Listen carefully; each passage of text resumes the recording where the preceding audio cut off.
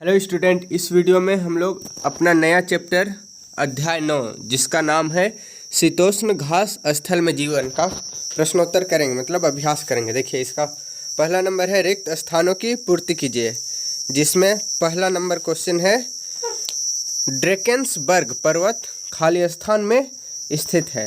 तो ड्रेकेंसबर्ग ये जो पर्वत है यह अफ्रीका में है, तो अफ्रीका में स्थित है। दूसरा है उत्तरी अमेरिका के शीतोष्ण घास स्थल को खाली स्थान कहा जाता है, इसको प्रेयरी कहते हैं। हमने पिछले वीडियो में भी देखा था, पिछला चैप्टर में।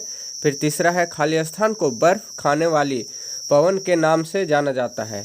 तो ये चिनकू जो है इसको बर्फ खाने वाली पवन के नाम से जाना जाता है। फिर चौथा नंबर है मेरिनो से खाली स्थान प्राप्त होती है। तो जो मेरिनो है इससे हम लोग ऊन प्राप्त करते हैं। फिर पांचवा नंबर है वेल्ड घास स्थल खाली स्थान में पाया जाता है। तो जो यह वेल्ड घास स्थल है ये दक्षिण अफ्रीका में पाया जाता है। फिर दूसरा नंबर है सही उत्तर लिखें। हम लोग को ऑप्शन दिया हुआ है, फिर हम लोग को उनमें से एक को टिक मारना है जो बिल्कुल सही रहेगा। पहला नंबर देखिए, प्रेयरी घास मैदान का मुख्य फसल क्या है। तो प्रेयरी को क्या कहा जाता है, गेहूं का टोकरी कहा जाता है। तो इससे हम लोग पता कर सकते हैं कि इसका जो मुख्य फसल है वह गेहूं है। फिर दूसरा है विल्लो और पॉपुलर नामक वृक्ष कहाँ पाए जाते हैं। तो ये जो विल्लो और पॉपुलर नामक वृक्ष है ये प्रेयरी, जो प्रेयरी घास स्थल है इसमें पाए जाते हैं। फिर तीसरा है वेल्ड प्रदेश में प्रवाहित होने वाली नदी। तो वेल्ड जो प्रदेश है उसमें लिम्पोपो नदी जो है वो प्रवाहित होती है। फिर चौथा है चिनकू हवा प्रवाहित होती है। चिनकू हवा यह ठंडी हवा है जो उत्तरी अमेरिका में प्रवाहित होती है। तो इसका आंसर का नंबर हो जाएगा उत्तरी अमेरिका। फिर हम लोग का तीसरा नंबर क्वेश्चन है निम्नलिखित प्रश्नों का उत्तर एक वाक्य में दे। पहला है रैंच क्या है। देखिए, रैंच किसको बोलते हैं। गायों को पालने के लिए विशाल मवेशी फार्म होते हैं जिसे रैंच कहा जाता है। जैसे गैराज में हम लोग गाड़ी रखते हैं, अस्तबल में जो है हम लोग घोड़ा सबको रखते हैं, उसी प्रकार गायों को पालने के लिए जो फार्म होते हैं उसको हम लोग रैंच कहते हैं। फिर दूसरा है गेहूँ। गेहूँ की टोकरी के नाम से किसे जानते हैं। प्रेयरी को हम लोग जानते हैं। गेहूं के अत्यधिक उत्पादन के कारण प्रेयरी को गेहूं की टोकरी भी कहते हैं। तो ये प्रेयरी हमारा आंसर हो जाएगा। फिर चौथा नंबर है किमरले किस खनिज के लिए प्रसिद्ध है। तो किमरले से हम लोग क्या प्राप्त करते हैं, हीरा प्राप्त करते हैं। तो यह हीरा के लिए प्रसिद्ध है। फिर पांचवा नंबर है काउबॉयज क्या है। तो देखिए, फार्म में गायों की देखभाल करने वाले जो भी मनुष्य होते हैं उनको हम लोग क्या बोलते हैं, काउबॉयज बोलते हैं। फिर इसी का तीसरा नंबर है, बीच में छूट गया था। देखिए तीसरा नंबर, जोहान्सबर्ग किस खनिज के लिए प्रसिद्ध है। तो जोहान्सबर्ग सोना के लिए प्रसिद्ध है। वहाँ पर काफ़ी अधिक मात्रा में जो स्वर्ण है उसका उत्पादन किया जाता है। फिर हम लोग का चौथा नंबर क्वेश्चन है लघु उत्तरीय प्रश्न। पहला में है वेल्ड प्रदेश में ऊनी उद्योग के विकास के क्या कारण है। देखिए इसका उत्तर, वेल्ड में भेड़ पालन लोगों का मुख्य व्यवसाय है। भेड़ मुख्यतः ऊन के लिए पाली जाती है। यहाँ मेरिनो भेड़ उत्तम ऊन के लिए प्रसिद्ध है। इसे ऊन के लिए विशेष रूप से पाला जाता है, इसलिए यहाँ ऊन उद्योग का विकास हो रहा है। तो वेल्ड जो प्रदेश है वहाँ पर बहुत अधिक मात्रा में जो भेड़ का पालन किया जाता है, मुख्य रूप से जो है मेरिनो भेड़, और उससे काफ़ी उचित मतलब उत्तम एकदम शुद्ध ऊन प्राप्त होता है। और वहाँ का जो भी जलवायु है वह भेड़ों के लिए उपयुक्त है, उत्तम है, भेड़ों के लिए अनुकूल है, इसलिए वहाँ पर ऊन का जो है अच्छा उत्पादन होता है। यही कारण है कि जो वेल्ड प्रदेश है उसमें जो है ऊनी उद्योग का विकास हो रहा है। फिर दूसरा नंबर है विश्व के प्रमुख घास स्थलों के नाम लिखिए। मतलब हम लोग को विश्व का कितने भी घास स्थल है उसके नाम लिखना है जो प्रमुख रूप से। देखिए, अमेरिका के जो घास स्थल है उसको हम लोग प्रेयरी बोलते हैं। फिर यूरेशिया को स्टेपी बोलते हैं, यूरेशिया के घास स्थल को। न्यूजीलैंड के घास स्थल को कैंटवरी बोलते हैं। फिर दक्षिण अफ्रीका के घास स्थल को वेल्ड, ये हमने बुक में भी देख लिया है। फिर हंगरी का जो घास स्थल है उसको पुस्तैज कहते हैं। उसी प्रकार ऑस्ट्रेलिया के डाउन्स कहते हैं। ऑस्ट्रेलिया का जितने भी घास स्थल है उसको डाउन्स कहते हैं। और दक्षिणी अमेरिका के को पंपास कहते हैं। मतलब दक्षिण अमेरिका का जो घास स्थल है उसको पंपास कहते हैं।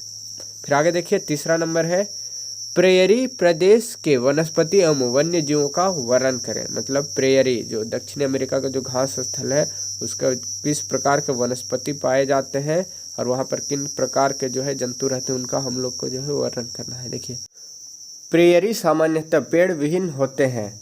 वर्षा की न्यूनतम के कारण इस प्रदेश में वनों के स्थान पर घास उगती है। घास की ऊंचाई एवं उनकी सघनता वर्षा की मात्रा पर निर्भर करती है।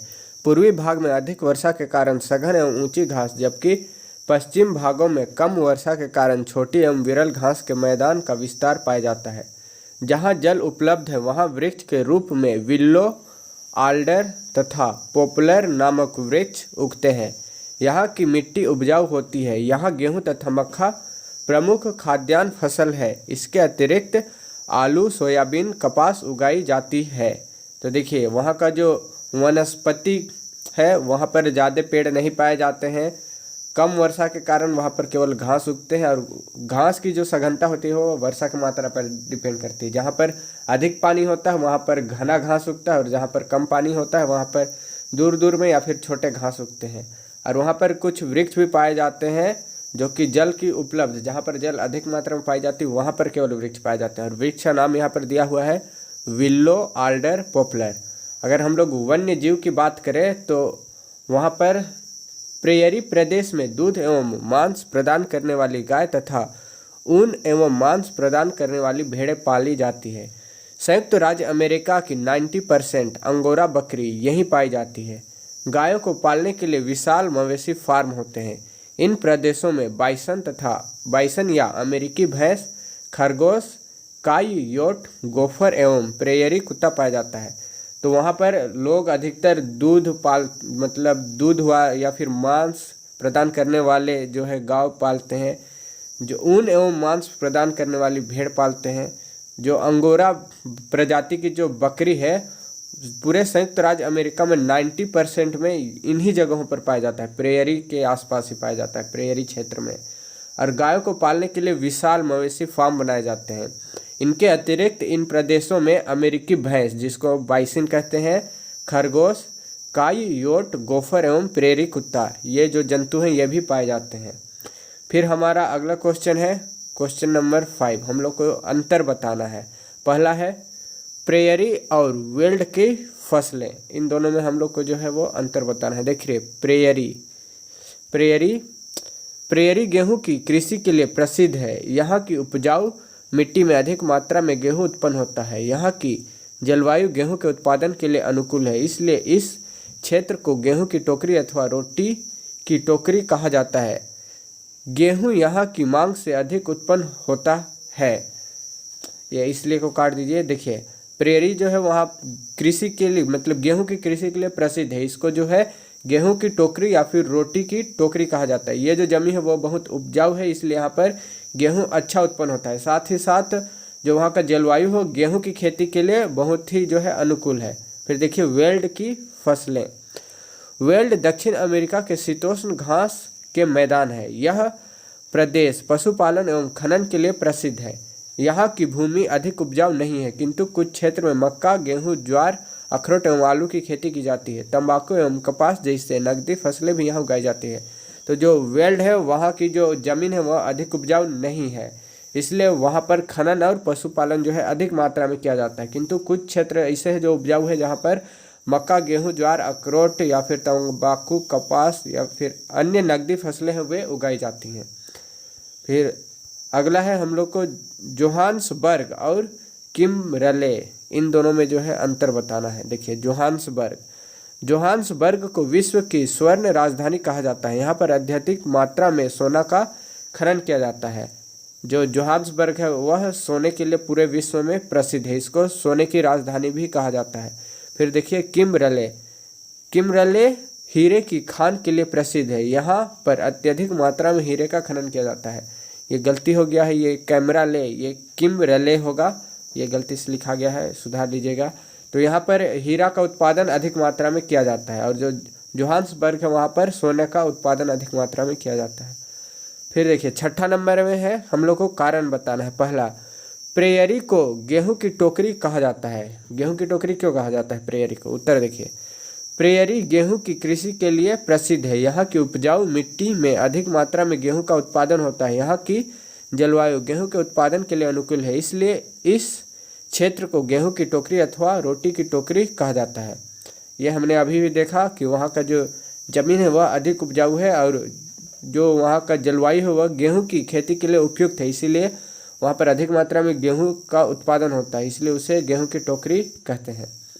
फिर आगे देखिए हम लोग का दूसरा नंबर है वेल्ड को ग्रीष्म ऋतु में वर्षा मिलती है, इसका कारण बताना है हम लोग को। देखिए उत्तर, हिंद महासागर के प्रभाव के कारण वेल्ड की जलवायु नम होती है।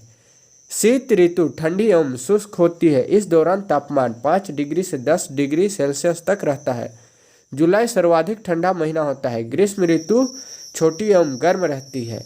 यहाँ वर्षा नवंबर से फरवरी के बीच ग्रीष्म काल में होता है। ग्रीष्म ऋतु में जोहान्सबर्ग का तापमान 20 डिग्री सेल्सियस होता है। देखिए जो अन्य मौसम है वहाँ का जो तापमान होता है वह बहुत कम होता है, 5 डिग्री सेल्सियस से 10 डिग्री सेल्सियस, इसीलिए उस समय में वहाँ पर वर्षा नहीं हो पाती है।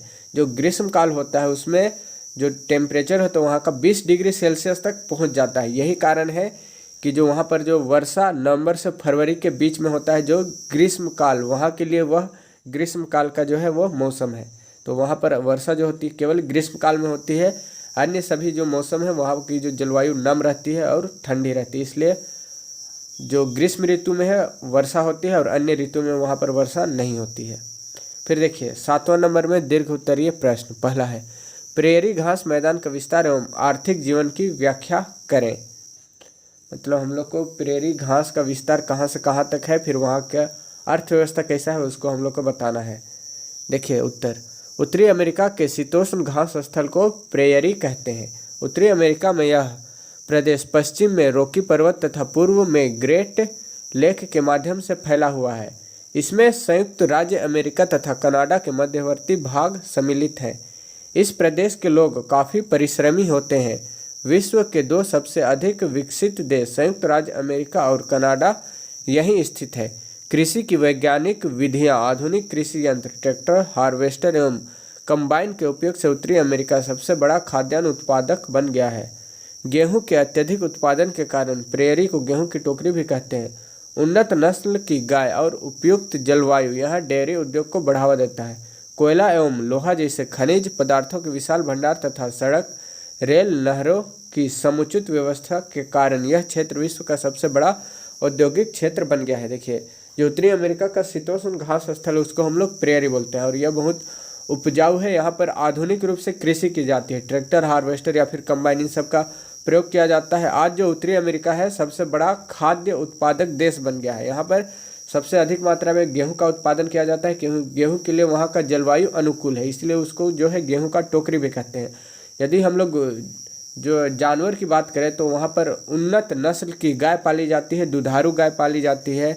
वहाँ पर बड़े बड़े डेयरी उद्योग हैं, साथ ही साथ वहाँ पर कोयला एवं लोहा जैसे खनिज पदार्थों का विशाल भंडार पाया जाता है। तो वहाँ पर इन सभी के लिए उद्योग भी हैं और उद्योग है तो जाहिर सी बात है कि वहाँ की जो व्यवस्था होगी, जैसे संचार व्यवस्था हो गया, परिवहन व्यवस्था हो गया, वह बहुत ज़्यादा ही विकसित होगा। फिर अगला देखिए हम लोग का दूसरा क्वेश्चन है वेल्ड प्रदेश का विस्तार एवं मानव क्रियाकलाप का वर्णन करें। देखिए उत्तर, दक्षिण अफ्रीका के शीतोष्ण घास स्थल को वेल्ड कहते हैं। यह नाम दक्षिण अफ्रीका के ब्रिटिश उपनिवेश बनने से पहले डच आदिवासियों के द्वारा दिया गया था। दक्षिण अफ्रीका में यह ड्रेकेंसबर्ग पर्वत के पश्चिम में स्थित है। तो देखिए इसका विस्तार कहाँ पर है, इसका विस्तार दक्षिण अफ्रीका में ड्रेकेंसबर्ग पर्वत के पश्चिम में स्थित है। फिर आगे देखिए हम लोग को यहाँ पर मानव क्रियाकलाप के बारे में बताना है, मतलब मानव वहाँ पर क्या करते हैं। वेल्ड की मिट्टी अधिक उपजाऊ नहीं है। यहाँ की प्रमुख फसल मक्का, गेहूँ, यहाँ पर गेहूँ होगा, आलू इत्यादि है। तंबाकू, गन्ना एवं कपास जैसी नकदी फसलें भी यहाँ उगाई जाती है। भेड़ पालन यहाँ के लोगों का प्रमुख व्यवसाय है।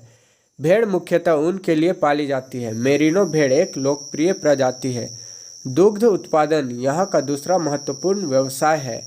मक्खन, चीज जैसे दुग्ध उत्पादकों का घरेलू उपयोग एवं निर्यात किया जाता है। तो वहाँ के जो लोग हैं, वहाँ की मिट्टी अधिक उपजाऊ नहीं होने के कारण लोग वहाँ पर प्रमुख रूप से जो है भेड़ का पालन करते हैं।